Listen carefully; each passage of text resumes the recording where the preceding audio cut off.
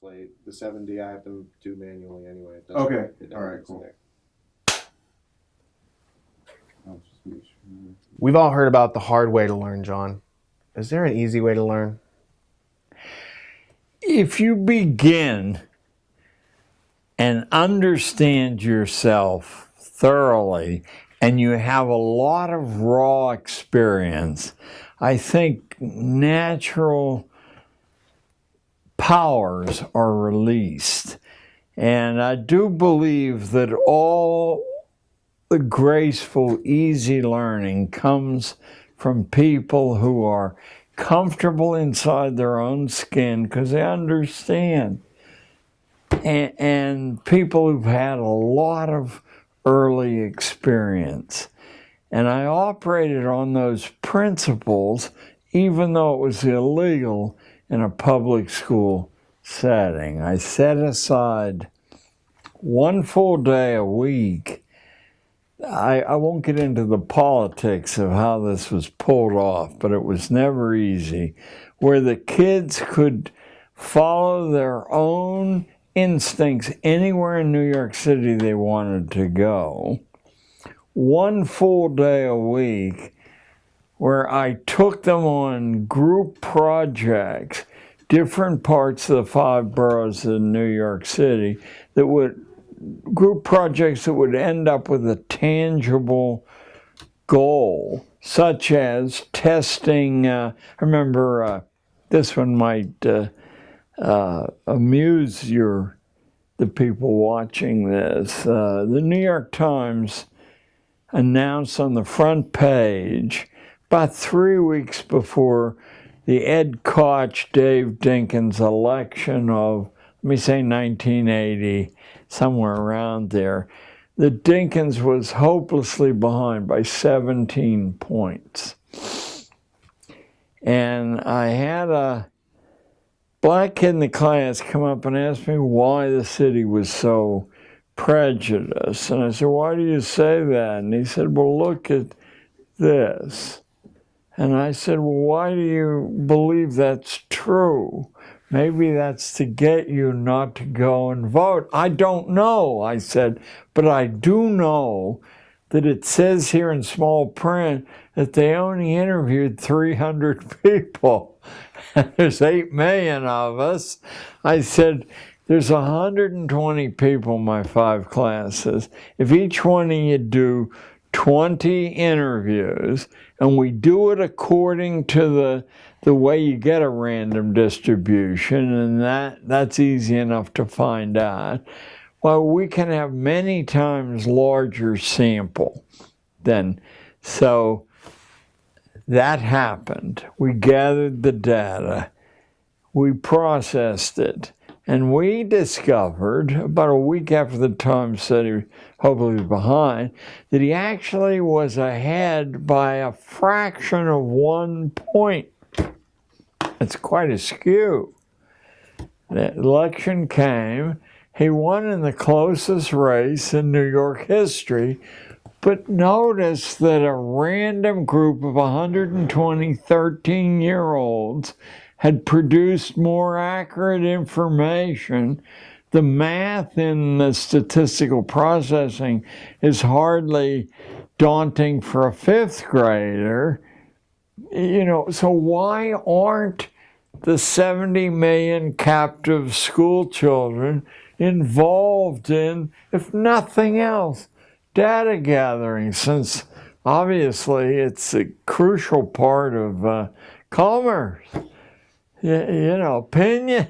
Well, there must be a reason they're not used that way, nor do they hear about statistical sampling until they're in college, for the most part. Why not?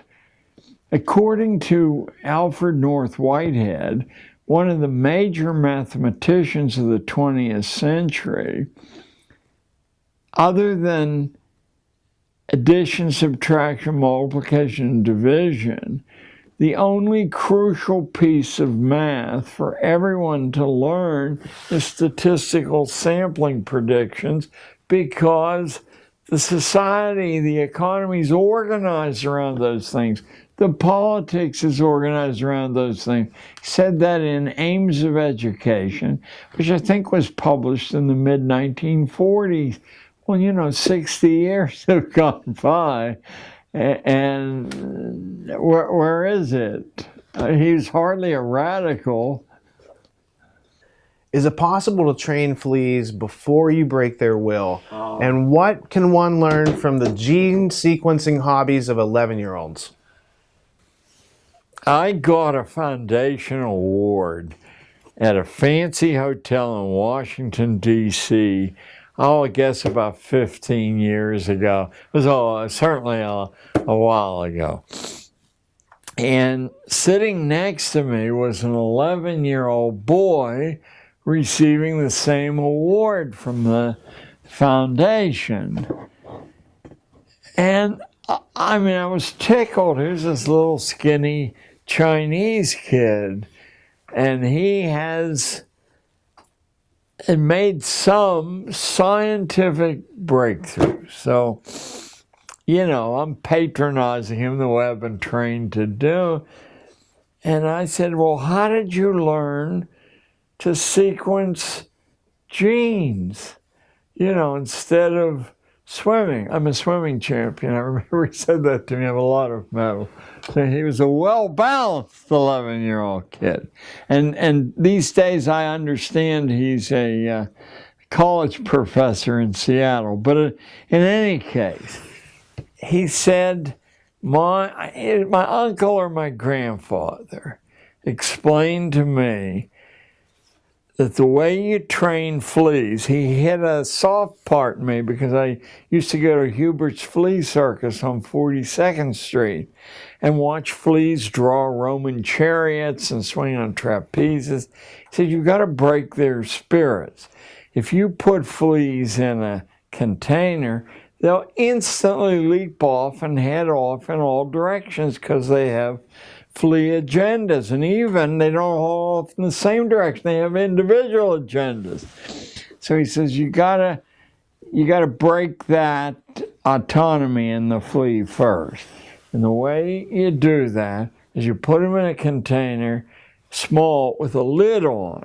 And the fleas keep attempting to follow their own agenda, and they strike themselves over and over again. And if you come back in an hour or so, they're all huddled in a mass together. Now when you take the lid off, they don't even try to escape. Now, he said, you can impose your will on the flea. The minute the 11-year-old kid said that to me, I knew that I had been hired as the lid on the container.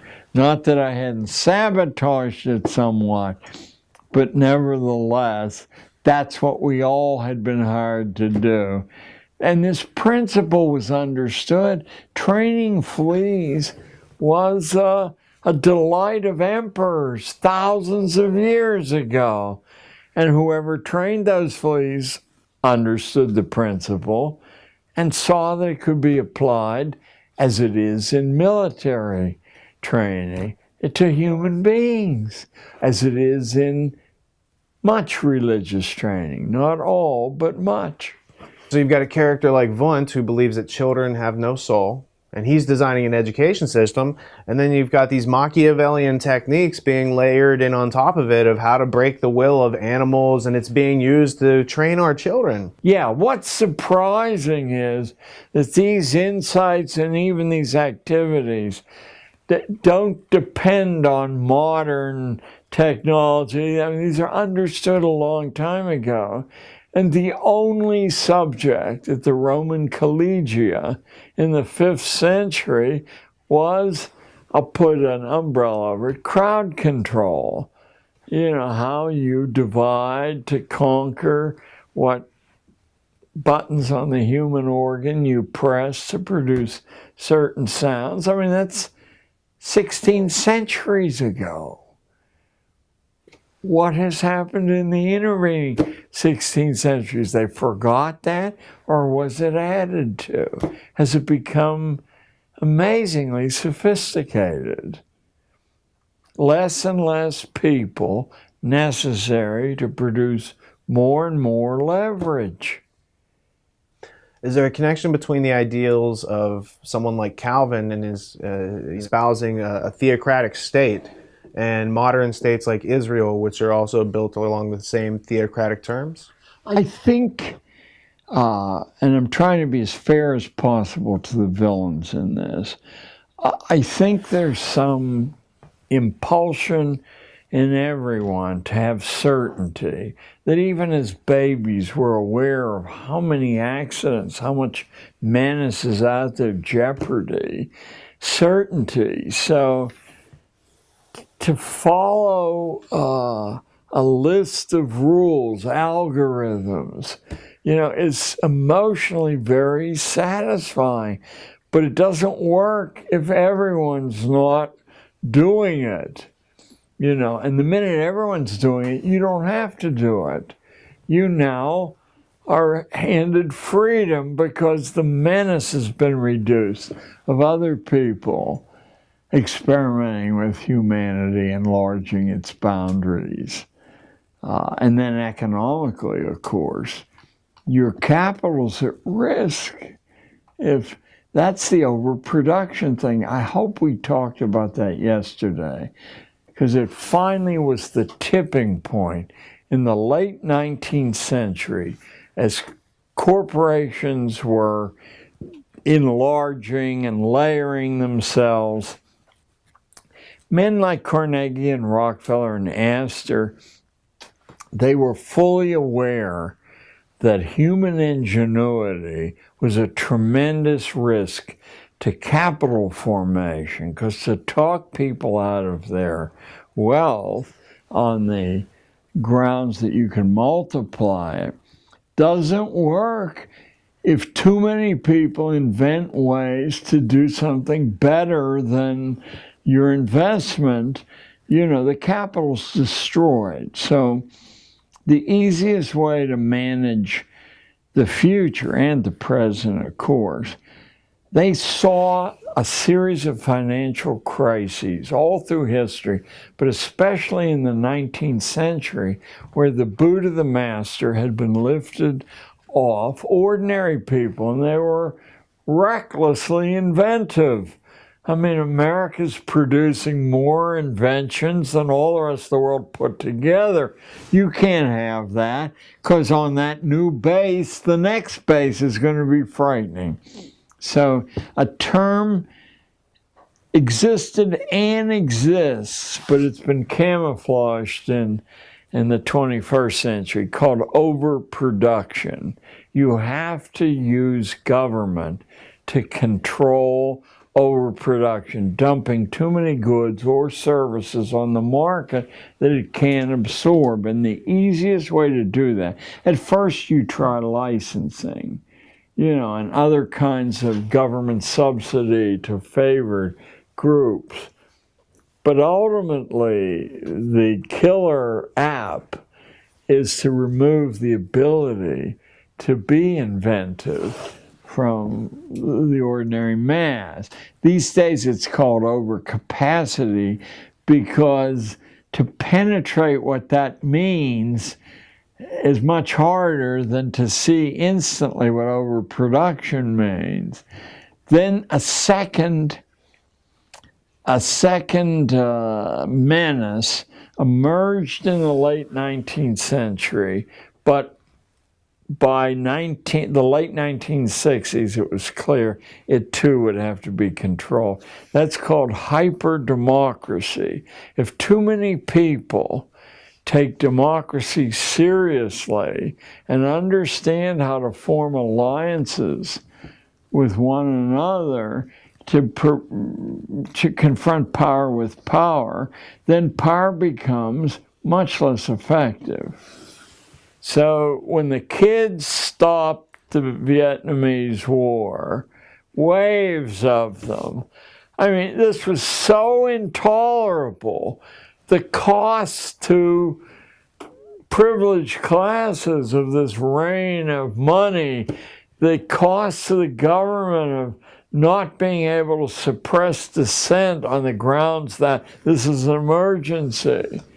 This couldn't be allowed to happen again. The Trilateral Commission gave me the break I needed to understand this more precisely. They underwrote the publication of a book called The Crisis of Democracy in 1975, published by New York University Press, in which now you have to have training in reading between the lines because the sophisticated power brokers aren't nakedly making these statements. But if you read Crisis of Democracy carefully, you will see that the crisis is too many people took it seriously and translated the principles into action and cost the industries and the hierarchy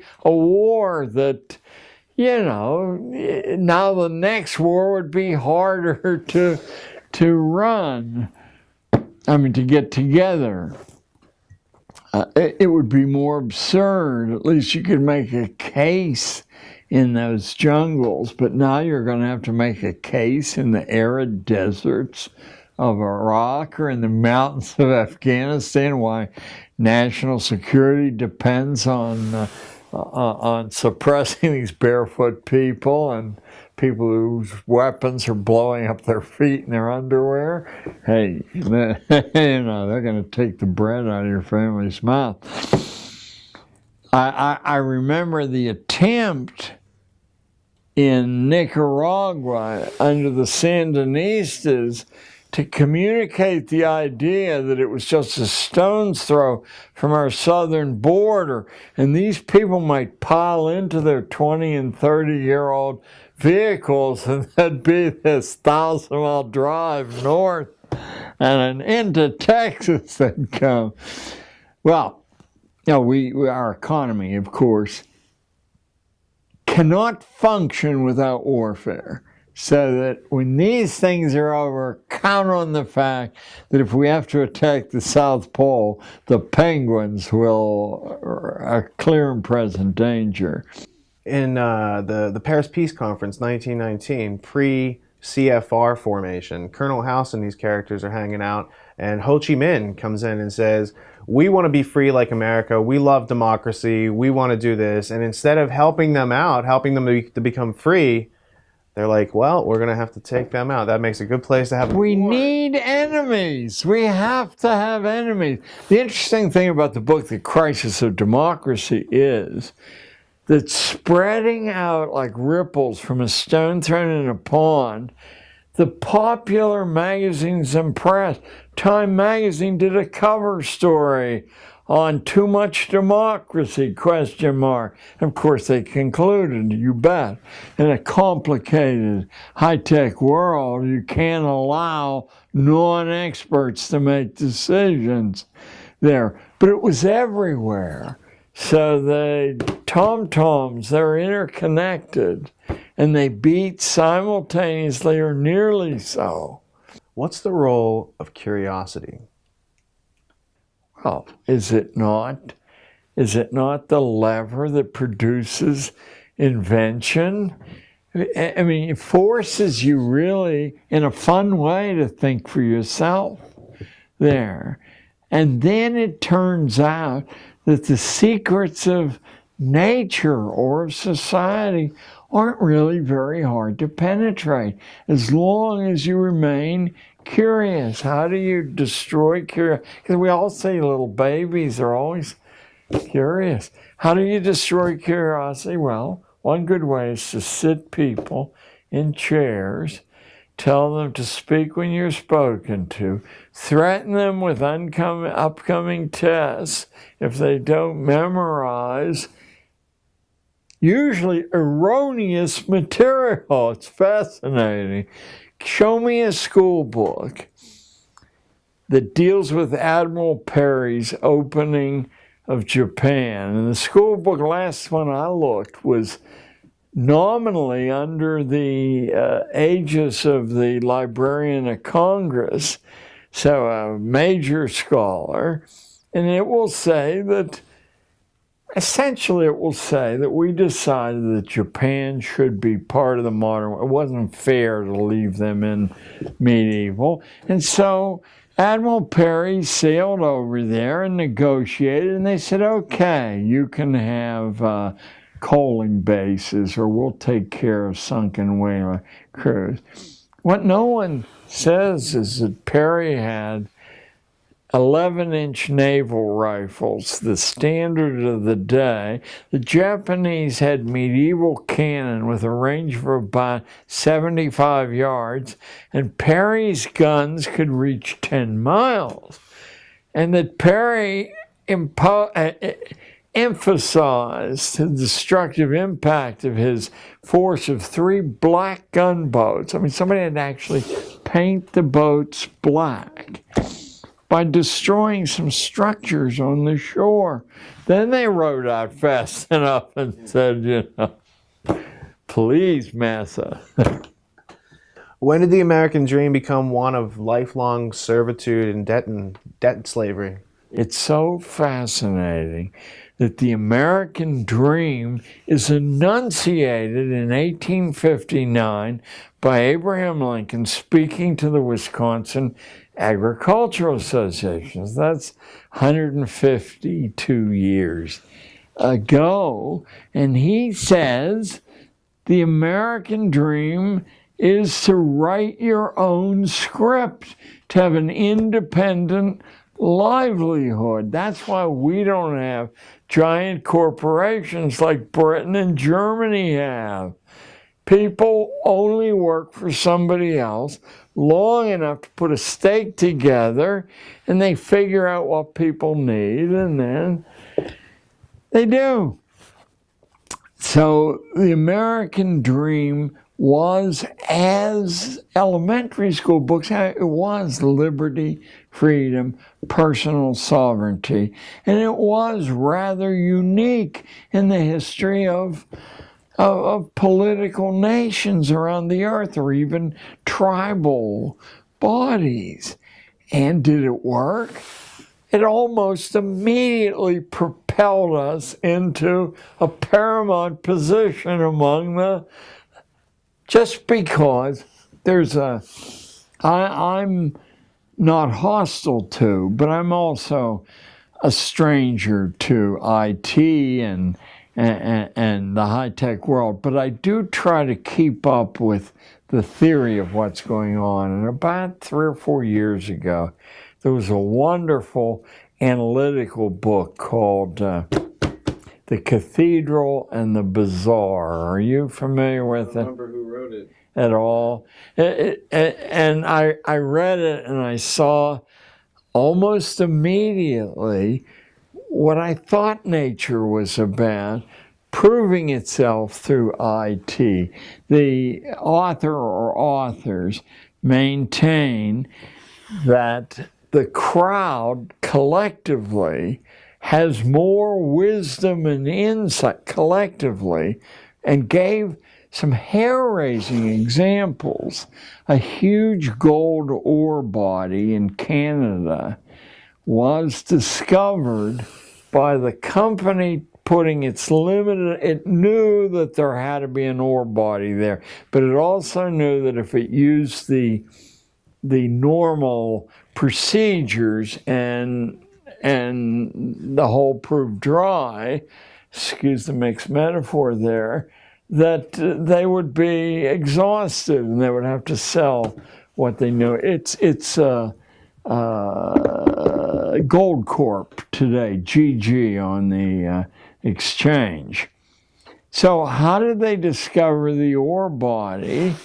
Instead of going to the recognized engineers and blowing all their wad on one shot, on the internet they globally put out to anyone at all, from any background at all. They wanted a theory of how to find that ore body. And somebody who had nothing to do with mining, pick up the book, because I'm losing the richness of the details. But it's the essence of how non-experts can make some of the biggest discoveries. Oh well, there is a book. I made a note to bring up here. There's a book that used to be required reading at MIT and maybe still would be. It's by a middle-level physicist named Robert Scott Root Bernstein. It's called Creativity. It's this thick, and the structure internally is so maddening. It's done in the form of a group discussion among different people, why he did that. But eventually I forced myself to read it, and what just comes pouring out of it is how actual life, world-changing discoveries are made. This is an MIT textbook. Apparently, by adding funds and assistance to a project, you almost destroy your ability to make these breakthroughs. People who have to saw ice cube trays in half to make a piece of lab equipment, etc., are the people who transcend the conventional. Now, that's often then taken over by a big project. One of the most recent dramatic examples, and I'm sure you can Google or whatever the search engine term is, there was 2 or 3 years ago in 60 Minutes, there was an account of a new way to treat cancerous tumors with radiation without any side effects at all. And it had been discovered by a man in his garage who was had nothing to do with cancer research. John Canzius is who you're talking about, right? Who? John Canzius? Yes, Canzius. And he worked in radio and television, and He was a kid. He was an enthusiast. And he knew that if you shot radio waves through metal, that it heated up, and he wondered if it would kill a tumor, but not leave the devastation that radiation does. And in fact, it did. Now, we don't have to take it on faith. The leading cancer researchers in the world said, this is a whole new ball game, and some key research hospitals and took the process over. And Canzius's motivation was, he was in the terminal stages of cancer himself, and he knew that the established treatments wouldn't help him. And in fact, he was too far gone and he died. I think the thing is at Pittsburgh now, but it's at some major universities. But I heard the reigning expert in the world say this makes all the past, irrelevant. But that's a commonality. I copied some notes out of the Root Bernstein book. He said that intensive and narrow scientific training will guarantee that you never make a scientific breakthrough. You can get the best Johns Hopkins, it doesn't matter. It's the narrowness of training. The people who make these breakthroughs have as wide a range of mental and physical tools as possible. They almost invariably play musical instruments, are good at languages, etc. Most successful people in physics make it by going off by themselves and learning whatever they want to, not following the history of the physical sciences. What they learn from mentors is how to deal with ambiguity. But the established bodies of scientific knowledge get in the way of thinking afresh. As soon as you hear these things, they're so commonsensical, you say, of course, why didn't I think of that? Just a couple more here. Virtually every scientific pioneer men like Edison, Franklin, Einstein, Planck, Maxwell, many others, had early opportunities to do absolutely independent research. All of them were in their early 20s, which has given rise to an understanding in the higher levels of the sciences that if you haven't made a major breakthrough by your middle 20s, you're not going to. What you can do is head up a project and be a bureaucrat and take credit, as many college professors do, for the discoveries of your students, but you're not going to be worth gambling on. It isn't the age in itself that limits insight. It's the imprint of rigid patterns of habits. Now, I happen to dig up a wonderful quote from William James Psychology, I think printed in 1890, and the book given credit for establishing psychology as an academic subject. And James was, of course, he had ambivalent feelings, but he certainly was a disciple of Wundt there. Now, this is a direct quote from William James Psychology 121 years ago. Habit is the enormous flywheel of society, its most precious agent. It alone saves the children of fortune from the envious uprisings of the poor. It alone prevents the most repulsive jobs from being deserted. It holds the miner in his darkness. It keeps different social strata from mixing. Well, I'll just complete. One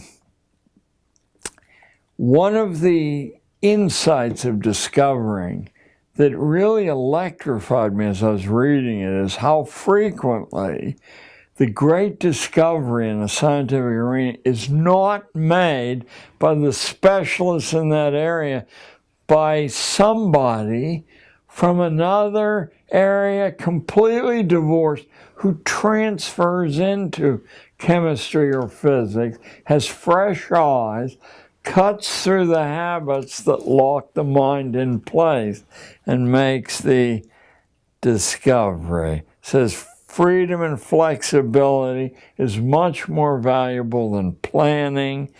Insight comes only by getting out of ruts and plugging into a variety of methods. So these great truths, it isn't that we're discovering them now. We're taking them out of their burial places and saying, hey, look, wake up. You know, the world is much bigger and much different than you believe it is because you've been conditioned to believe it's that way. I have something here. I have the 6 purposes of schooling as laid down in 1917 by the man who Harvard named their honor lecturer in education for. So far from being a fringe individual, this guy is the reason the Harvard honor lecture in education is named as it is. The Ingalls lecture. Looks like Inglis, but it's pronounced Ingalls. And I would like to read you the 6 purposes of schooling. I moved heaven and earth, and it took years to find this book, just like trying to find, in past years, a copy of Carroll Quigley's Tragedy and Hope. I learned about Ingalls from the 20-year president of Harvard, James Bryan Conant, who was a poison gas specialist in World War I, was a very inner circle of the atomic bomb project, World War II, was the High Commissioner of occupied Germany after the war. So he wrote, there must be 20 books about the institution of schooling, of which he was completely a proponent. And he's a very, very bad writer. I forced myself to read most of these books, and in one of them, he says that if you really want to know what school is about, you need to pick up the book that I'm referring to here, Principles of Secondary Education. 2 years it took me to find a copy of the book, 750 pages, tiny print, and as dull as your imagination can conceive. And furthermore, it's not until you get to the very middle of the book, in an unlabeled section, that he spills the beans. Let me spill them for you. These are the 6 purposes or functions, as he calls them. The first he calls the adjustive function. Schools are to establish fixed habits of reaction to authority. That's their main purpose, habits of reaction to authority. That's why school authorities don't tear their hair out when somebody exposes that the atomic bomb wasn't dropped on Korea, as a history book in 1990s printed by Scott Forsman distributed, and why each of these books has hundreds of substantive errors. Learning isn't the reason the texts are distributed. So first is the adjustive function, fixed habits. Now, here comes the wonderful insight that being able to analyze a detail will give you. How can you establish whether someone has successfully developed this automatic reaction? Because people have a proclivity when they're given sensible orders to follow it. That's not what they want to reach. The only way you can measure this is to give stupid orders and people automatically follow those. Now you've achieved function 1. Have you ever wondered why some of the foolish things schools do are allowed to continue? Number 2, he calls it the integrating function, but it's easier to understand if you call it the conformity function. It's to make children as alike as possible, the gifted children and the stupid as alike as possible, because market research uses statistical sampling, and it only works if people react generally the same way. The third function he calls the directive function. School is to diagnose your proper social role and then to log the evidence that here's where you are in the Great Pyramid, so that future people won't allow you to escape that compartment.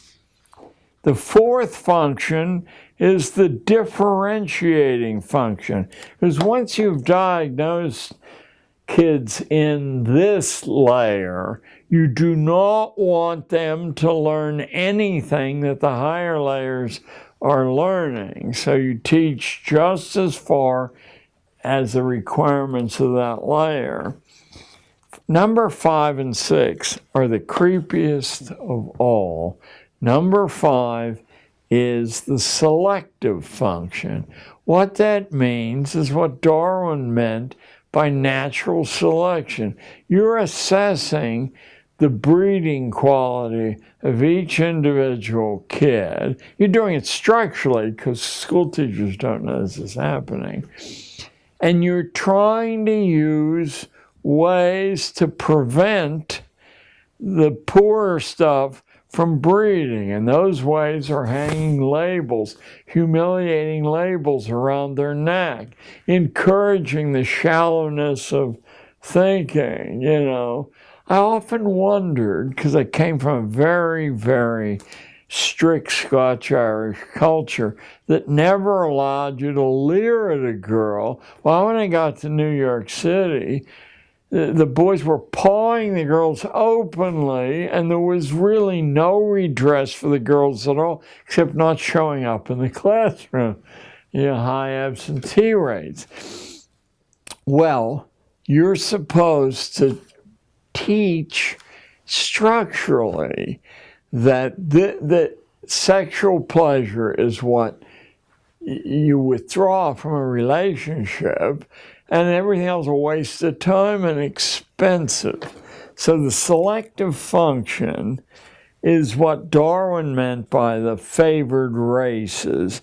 The idea is to consciously improve the breeding stock. Schools are meant to tag the unfit with their inferiority by poor grades, remedial placement, humiliation, so that their peers will accept them as inferior. And the good breeding stock among the females will reject them as possible partners.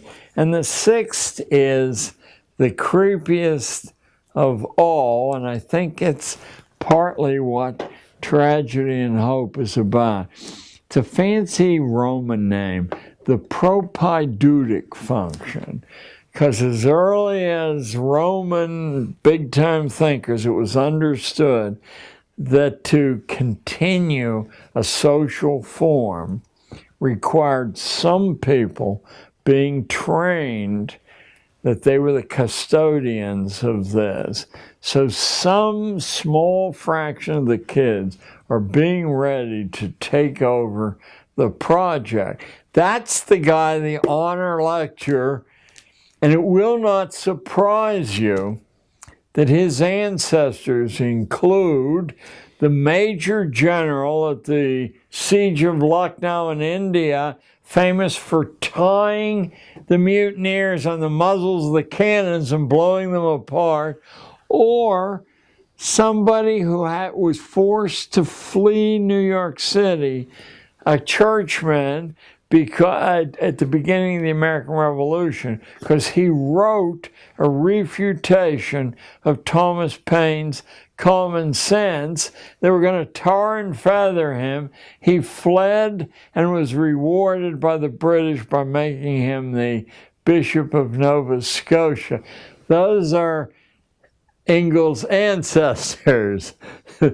So Al Ingalls is certainly, when I learned of this and wrote to Harvard asking for access to the Ingalls lecture, strike me dead, Lord, if I'm exaggerating at all, I was told, well, there is no Ingalls lecture, hasn't been for years, and we have no records. It was the same thing that happened when I discovered that Elwood P. Cubberley, the most influential schoolman of the 20th century and the bionomics genius, had been the elementary school editor of Houghton Mifflin. And I wrote Houghton Mifflin, if there are any records, and they said, we have no record of anyone named Elwood P. Cubberley. Now Harvard's telling me there's no Ingalls lecture. A week passed, and I got a call from Harvard, from some obscure office at Harvard, saying, what is your interest in the Ingalls lecture? I knew that I was on thin ice. And I said, well, James Conant referred me in his books to the man the Ingalls lecture is named after. And I was wondering if I could get some background on this fellow and a list of the lectures. And in due time, I got a list of the lectures and instructions how to access the texts, but not easily. You know, enough hoops that someone who has to mow the lawn and burp the baby, wouldn't jump through those hoops. I was able to prove Harper's wouldn't publish when they did the cover essay I wrote, which Lou Latham named Against School, probably after Jeremiah's Against. But I had called the artificial extension of childhood, because I think that's the key mechanism at work here.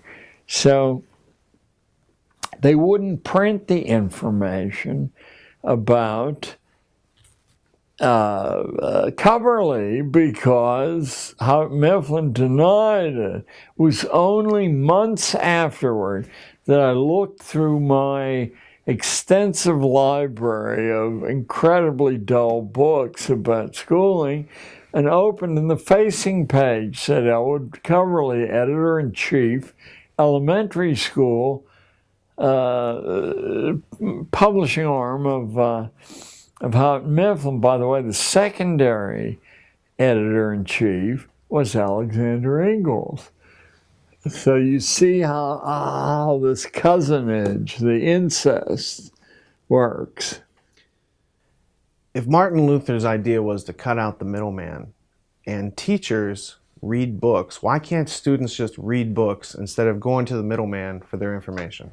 Well, the more highly placed the schooling is, the more likely it is that they do that. They go to primary documents. They understand how suspicious all secondary documents are. Not that they aren't useful, but they give the writer or the editorial staff the ability to shift the information. That's why in the reprints of Quigley's Tragedy and Hope, we really need some of you out there to sit with the original and sit with the reprint and make sure that key things aren't eluded on perfectly reasonable grounds that, we want to shrink this down from 1,300 pages to 1,000 or whatever. Oh, it was an oversight. We have 9 minutes left. I have 2 questions, and then we can do an informal book signing and get you out of here. What time? Yeah, well, you should want to know what happens to an ordinary class of 13-year-olds when they get a smattering of that. I mean, as much as they can absorb in a short time. Well, many of you will have seen Strawberry Fields, the monument to the Beatles in Central Park.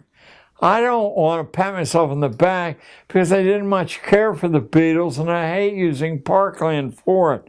But I was approached by 3 girls, 2 of them here, bitterly complaining that the Community Planning Board had denied Yoko Ono's petition to build Strawberry Fields.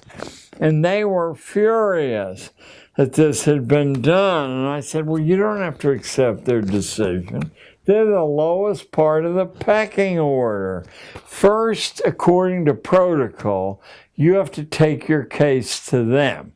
So we'll book you an appointment, and you lay down the reasons you want to take 3 acres of Central Park and give it to this group who could only play 3 musical chords. But I told them, whatever you want to do, including building a pistol, I'll show you how you can learn how to do that. I won't censor. So it had been voted down 45-8 by the Community Planning Board, and the Community Planning Board unanimously rejected their appeal. I said, now you want to look who has to sign off on their decision. This is not a group of local big shots. This is the Landmarks Preservation Commission. You don't get on that unless your ancestors came over on the Mayflower or you have $10 billion. I said, this is the elite of the elite.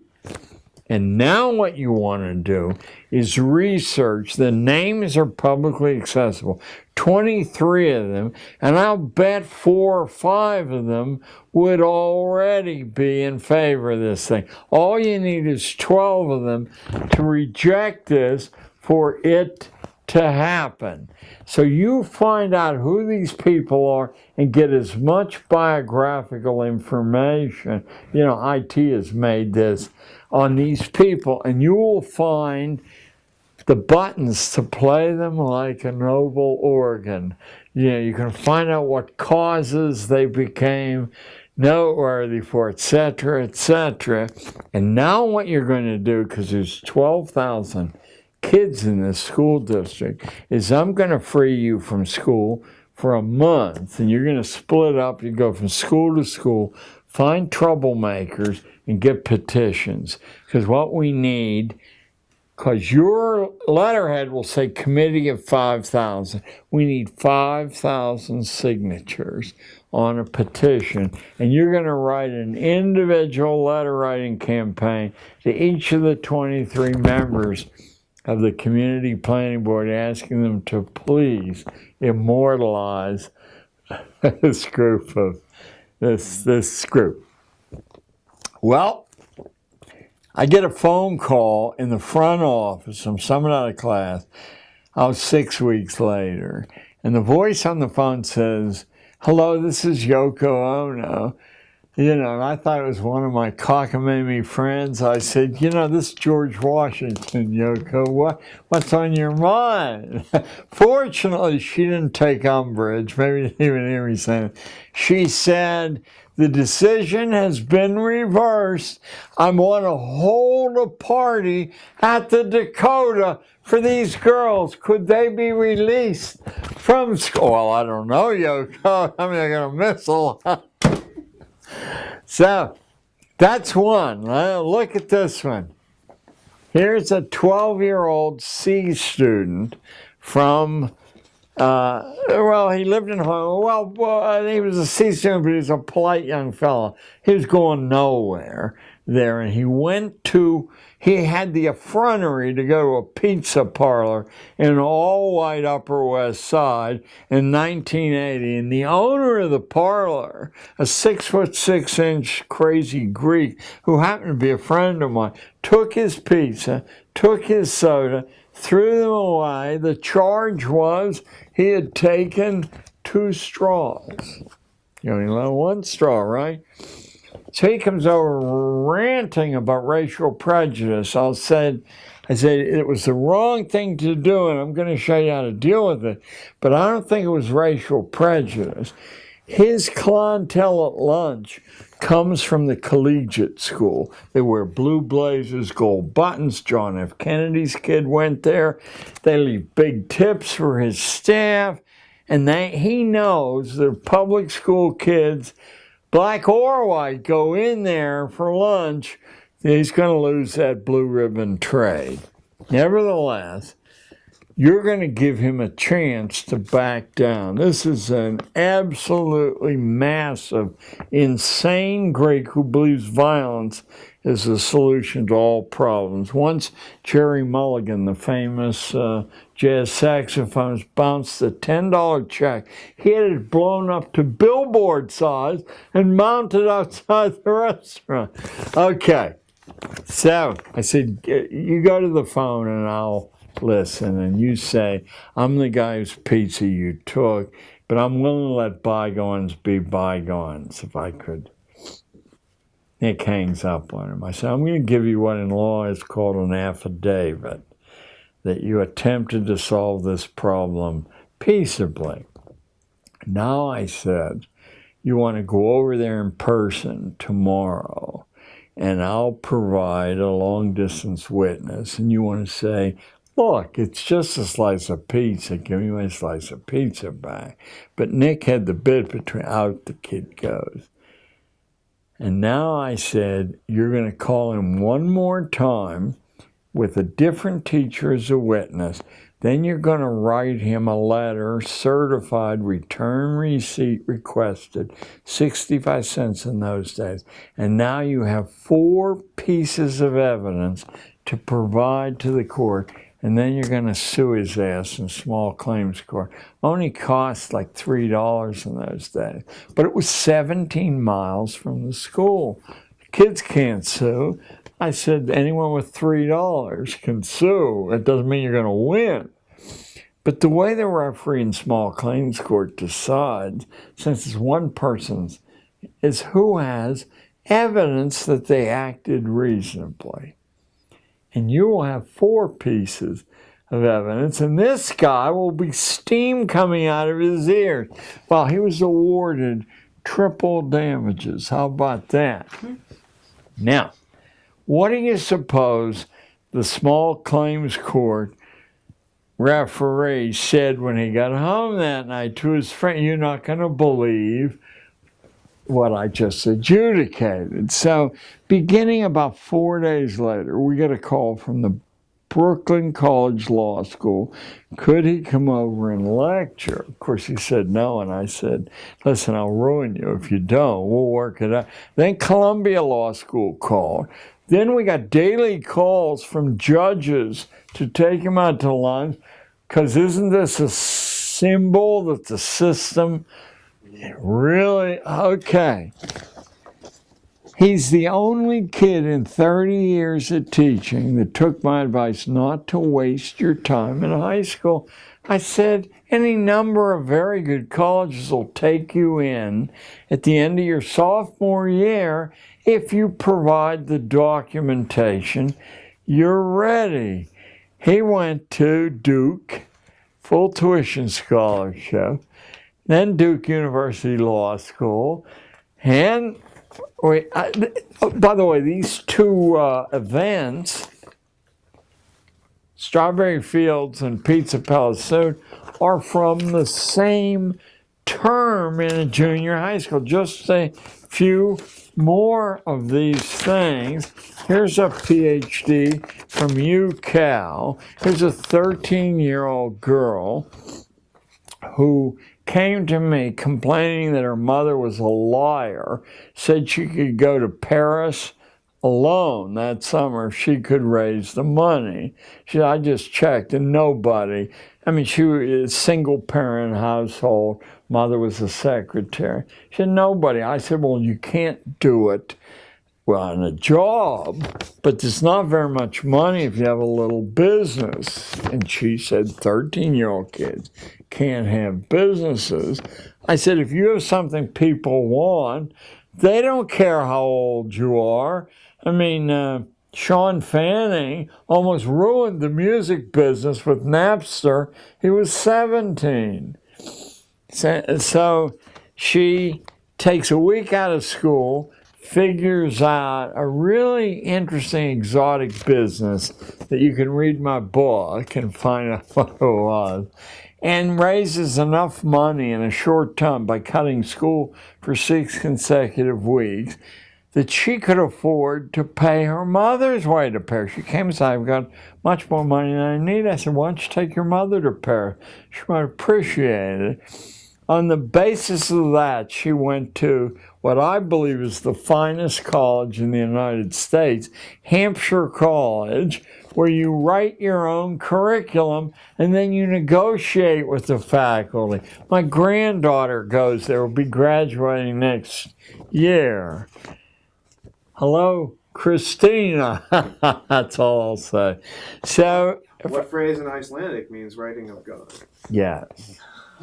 Well, her real name was, it's carried popularly as Gudrun, but she wasn't satisfied, so she went to court and changed it to Christina. So, hey, what are you going to do? If you could say something that would echo through time and each and every person from now until the end of humanity would hear it. Yeah. What would it be? Sensible children do not wish to be incomplete human beings. And so when you impose a stage theory of human development upon them, you in effect are tormenting them, you're limiting their opportunities. The whole world for all history knew that childhood is over about the age of 7, and if it persists beyond the age of 12, you've got some hopeless human being on your mind. Don't be your kid's enemy, because they're not a kid. That's a fellow human being, male or female. Be their partner and enlarge the opportunities. No homework, please.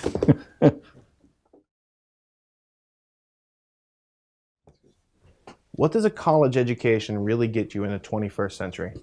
I think it's consistently given less and less. It essentially was the last hoop to jump through, but it never delivered much to most of the people who jumped through that hoop. It is possible, if you understand that an education is something you have to take, to use the resources that are assembled there and actually stitch together an education for yourself and get some value. But most people, of course, follow a prescribed plan which has been put together by a committee somewhere, and in fact doesn't do much for most people. I went to Cornell, Columbia, and Reed College, and I can guarantee from Cornell and Columbia, I remember nothing except the babes, the alcohol, hangovers, etc. From Reed, I got a little bit out of a Plato seminar that I do remember, basically arguing with the professor who encouraged that. You know, it doesn't give you a bang for your buck unless you commit, which who does? Isn't it supposed to produce a certificate that certifies you as eligible?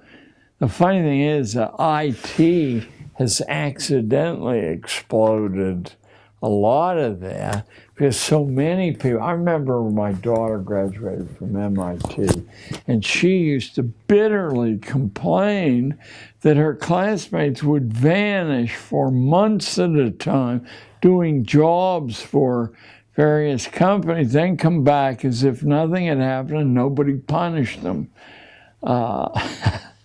You know, sorry to say that we were so slow picking up on, you judge people by performance, not by credentials.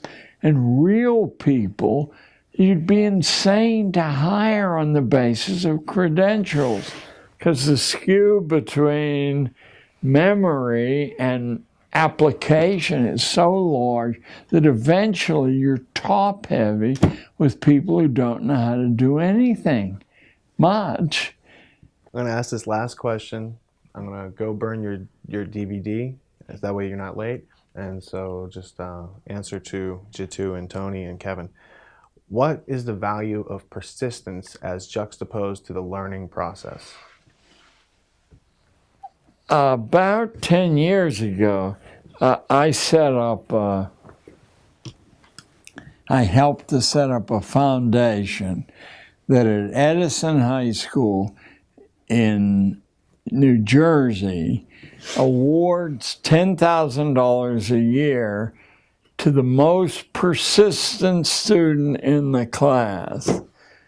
And persistence in the face of adversity is the final test. If you can stick to something, nothing is difficult to learn. I mean, nothing at all.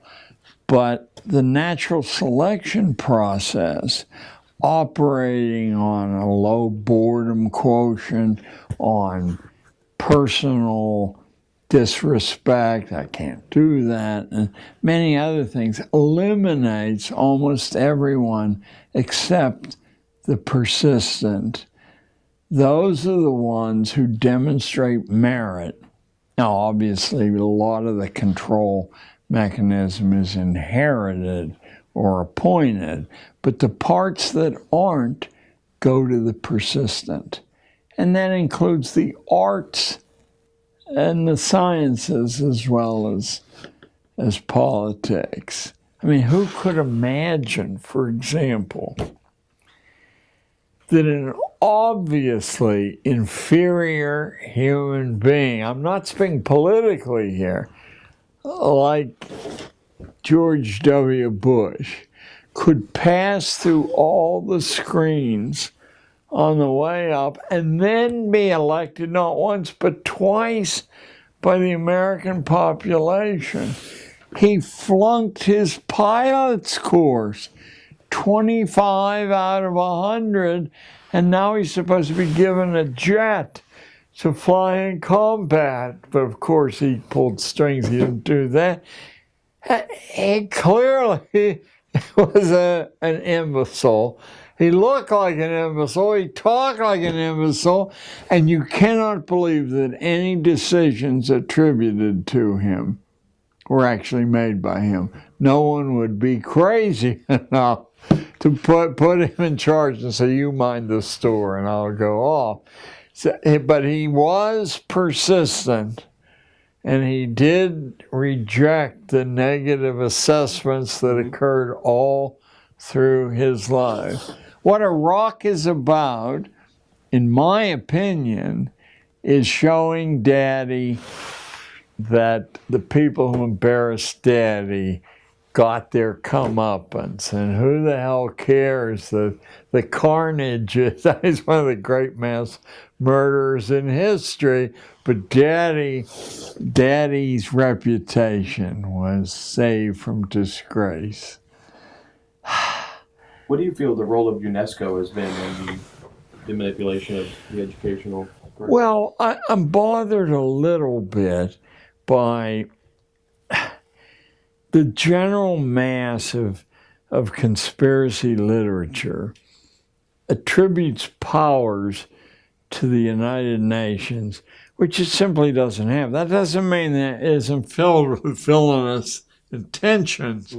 I mean that it never succeeded in becoming, people say it's a respectable institution, but they don't behave. No one says, what does the UN say about? No one says that. Mm-hmm. You know, and they've almost given up trying. I mean, there's now a minority opinion that it's not worth spending the money to have it in the United States. Mm-hmm.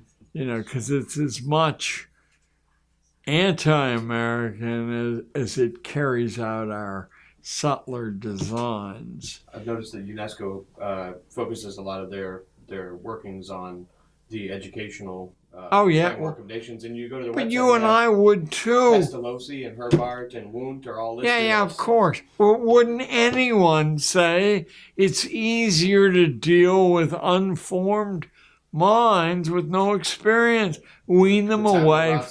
Yeah. I mean, it's in an engineering sense what you would expect to happen, and so we wouldn't be surprised that that's what does happen. Who was Johann Pestalozzi, and what were some of his few ideas? The most intriguing thing about the followers of Pestalozzi are that they never count the fact that every single one of his projects quickly failed. Every single one of them. What he had that was intriguing to the Prussian hierarchy and really the global hierarchy was that his method of kindness, and it may have been sincere, his method of kindness was a new weapon in the arsenal of, instead of whipping the poor, threatening them, menacing them, tormenting them, you killed them with kindness. The written principles of the Fabians are pestalozzian, you know, by extending this blanket of kindness to people. It's still effective in that, you know, a big fraction of the American population expects charity and sees it as a blessing. Now, it's not hard to see why on this day or that day it could be a blessing, but overall, that you get weaker and weaker, like your arm gets weaker if it doesn't lift stuff above your head. I mean, it's such a fundamental principle of human physics, including mental physics, that to pull the wool over so many people's eyes. I've got your disc. It's got all the transcripts from your Gnostic media interviews, Jan's definition of liberal, and some Gordon Wasson information for it. You also talked about the cruise to open up excellent. Asia. And this is excellent. This is Taft. Taft's on the. It's Roosevelt's daughter. Roosevelt's president. Taft goes with her, and they open up. They go back to Japan after. Who was the admiral that you mentioned that went over there? Not Dewey.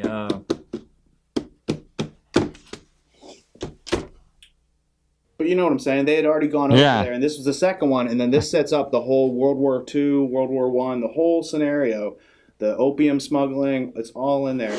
And this guy wrote Flags of Our Fathers and Flyboys. Oh, yes. James Bradley. Yes. And so I thought you might. Thank you. I will. You'll enjoy it. And you did an outstanding job. Hey, this has been To say the least. a lovely course in how complicated it is, you know, to make. To get the word out. Have you seen this book? It's called The Perfectibilists. It's by Terry Mollinson. No. That was the name of the Illuminati before it was known as the Illuminati. It was the Perfectibilists, and they were a private club. And this means per me khaki vidant means through me the blind become sighted. So their top secret is the trivium and learning, but they use it out of order, so they don't establish what exists first. They assert logic without. No. If you look in the back, it has a full glossary of individuals. All the members. He's cataloged. Now this is my copy, but I want you to take it, and I can get another one. Oh, and then you can God look bless. Chris Milligan. And God bless. This here is the reference of Carl Wundt, and it goes into some of his colleagues, and you'll have a lot of references to your own material. Thank you all, and certainly. Now you got a heavy bag to carry. Now I got a heavy bag to carry. I'll take it for you. I'll get it. Let me get your mic off, yeah? Yes.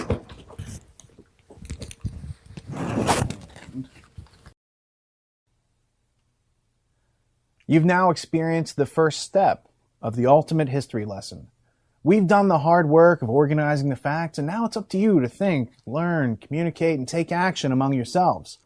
But we don't expect you to do this alone, and in fact, since this message applies to all of us, it's truly a circumstance which unites us and makes us indivisible, so that we might deliver freedom and justice, not just to ourselves, but to people around the world. If there is a point to all of this, it might be in realizing that the system isn't broken. It was built this way, on purpose. It serves those who created it, not those who are managed by it. As a result, our potential as human beings has been undermined. Our birthright has been stolen, and our adolescent period of life has been extended indefinitely. We have been numbed to these facts, which have been obscured further by the 15,000 hours of public schooling, which is mandatory in order to earn the right to live and work in our civilized culture. We have been under the impression that public schooling was about educating us as a measure to prepare us for life, but those assumptions were formed based upon information supplied to us by our natural predators, who may dress and speak like us, but in their minds, intentions, and actions, they hold us in contempt. They manage us like livestock, and they poison us both figuratively and literally, as if we were pests. Each of us has a choice to make, and the question is, what is most important to us? Is it the products which money buys, or is it having a safe, happy, and healthy family? Unfortunately, it doesn't seem that we can have both in this culture. We must choose to either put our full support behind that which is most important to us, or face losing everything. I made that choice 8 years ago, and through the help of some friends, I transformed the materials around me into the resources which have delivered this message to you. In the minutes before Patrick Henry spoke into existence the phrase, "Give me liberty or give me death," in his speech to the Second Virginia Convention on March 23, 1775, he first addressed the convention's president, Peyton Randolph of Williamsburg.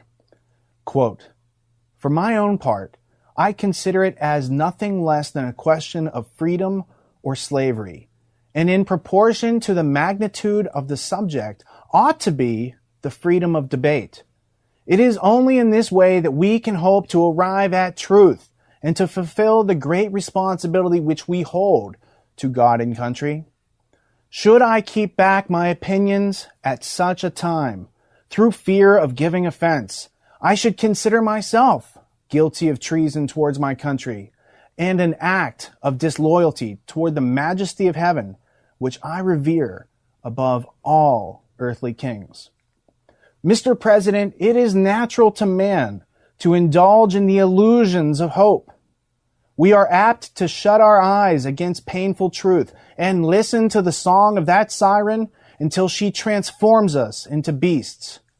Is this the part of wise men, engaged in a great and arduous struggle for liberty?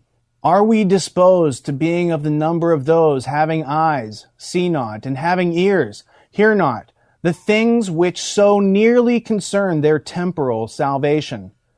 For my part, whatever anguish of spirit it may cost, I am willing to know the whole truth, to know the worst, and to provide for it." End quote. So, if you realize that your family and or community was in danger, how would you make them aware of it as a measure to protect them from the peril? Well, once you meet and surmount the mental obstacles by employing your use of reason, it would then be logical to organize the facts, connect and communicate with your loved ones and community, to learn together how to dispel confusion, how to take informed constructive actions, and when you meet resistance, how to learn your way forward. It doesn't benefit anyone to continue to sanitize the world for our youth, as it prevents them from developing a strong immune system, and thereby undermines their chances of survival in this world. To that end, as I mentioned in the introduction, we've also created the ultimatehistorylesson.com, which specifically hosts the YouTube version of this interview in video form, as well as the MP3 versions for your downloading pleasure, as well as the transcript, references, notes, links, primary source materials, and every other piece of media associated with this interview set, all with the goal of helping you to understand. And while this all might sound like a good idea, most people need a little help outgrowing the habits which enable us to be so easily manipulated. In order to help each and every individual tap into their internal natural resources, we created tragedyandhope.com, which acts as a next step for those who seek to learn more after screening our productions. Now that you've heard John talk about the book, Tragedy and Hope, A History of the World in Our Time by Dr. Carol Quigley, you'll indeed appreciate the fact that we've created an international network of independent media producers, all of whom consistently provide educational films, podcasts, and video reports, commercial-free and free to the public. With over 1,400 people from all over the world posting videos, posting blogs, forming study and research groups, and learning the arts of intellectual self-defense and strategic problem solving, we have built a truly unique experience which has thus far been denied to the general public. and it is in every way designed to help you realize your birthright. In this last hour, I was surprised to learn about John's key role in helping Yoko Ono get approval to create Strawberry Fields, a section of Central Park in New York dedicated to John Lennon, across the street from where he was shot in front of the Dakota Hotel. We've done a lot since creating Tragedy and Hope in 2009, so let me share a bit of synchronicity about how all this began. These are the last few pages of the premiere issue of our interactive magazine before it evolved into an interactive community of critical thinkers. I'd say that not only have we come a long way, but we've also stayed on track, and I think that's reflected in the synchronicity of these full circle moments. We're serious about studying the big problems, identifying the root causes, and enacting constructive solutions. And we sure could use your help. And in return, we'll help you catch up on what you've been missing. We must ask the questions: can we have peace without understanding the root causes of war? Can we have liberty without the responsibility and reason incorporated into our actions to bring it about? Why aren't we preparing our children for their lives? Why doesn't public schooling prepare us for the fact that we are entering a world where there are predators and systems of predation to be avoided? And in learning the answers, we've found that it's due to the fact that the predators designed the public schooling system. It's time to reclaim our birthright, and this interview is aimed at delivering it to you. What you do with it is your choice. Figure out how to teach yourself anything by asking substantial questions and identifying valid answers. Help us create a network of affiliates and continue to spread this message of self-liberation. By understanding the problems, the solutions become known. The truth is the future, and we want to see what the world looks like when you develop the habits which reveal your inner potential. Last but not least, learn how to use the active literacies to liberate yourself and share what you've learned with others. Because the world is made up of words, and if you know the right words, you can make of the world what you will. Go and do likewise. Be persistent. Refuse to give your consent to irrationality, and realize that in your heart and mind, that we are only victims until we mature and take responsibility for our thoughts and actions. And to that end, keep learning, keep moving forward. Thank you for tuning in and not dropping out.